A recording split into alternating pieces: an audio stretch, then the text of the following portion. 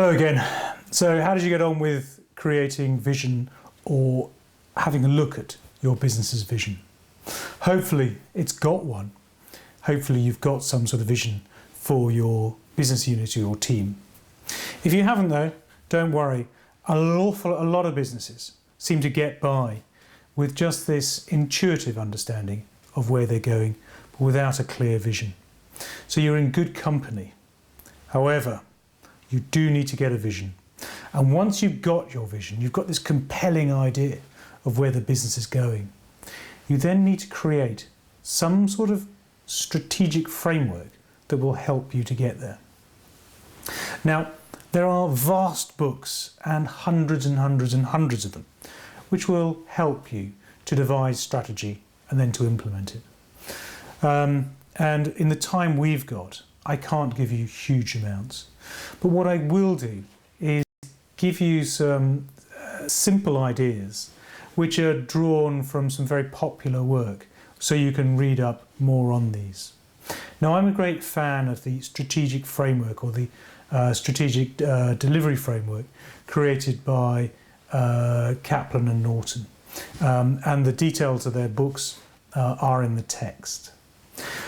But what they say is that once you've got a vision, you need a cascade of how you break that out into a framework which is deliverable, and a framework which allows you to create a closed loop which ensures that the delivery occurs and you get the results you're after. Now, I include more details on that, but let me just run through the key levels in that strategy framework. So once you've defined a vision, the next step is to define your goals. These are the top level statements of the things that you're trying to achieve, that having achieved them, your vision would be delivered. Now, these are top level, and these are the areas that you need to change. One of the things we often do instinctively when writing strategies and plans is to actually focus a lot on what it is we do anyway and we would do anyway. The thing that we need to do is to focus most on the areas of greatest change, because they're the areas of greatest risk and greatest threat. And they're always the ones which produce the greatest return. So concentrate on the areas of change and set goals for those areas so that you're really focusing on the big changes you need to make to achieve your vision.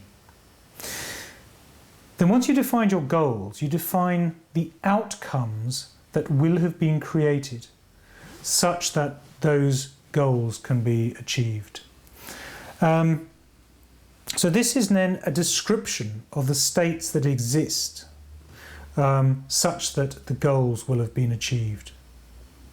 You then define objectives for each one of those outcomes. So these are like goals, but now much more detailed with clear, measurable targets.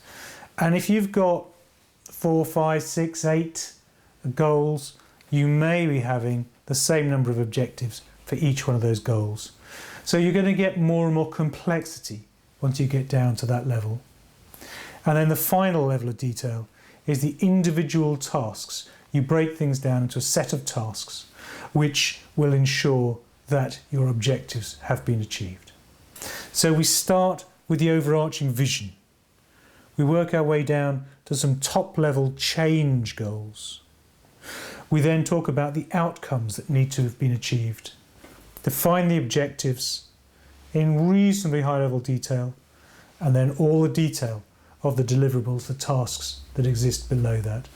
And at the lower levels, clear descriptions of the targets that we're working for, indicators which will tell us whether we've achieved those tasks, whether we've met those objectives, and whether we're going to deliver on those outcomes. So read the material. There's no way you're going to be writing a full strategic framework in a day or so. It's a complex business. But I would always urge you to keep it as simple as possible.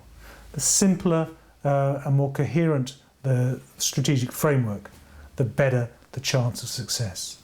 Human nature is to overcomplicate it. Indeed, it's easy to overcomplicate it. Try, though, to keep it simple well structured, at a high level, and you stand a better chance of achieving it. So read the material, plenty of other work to read up on.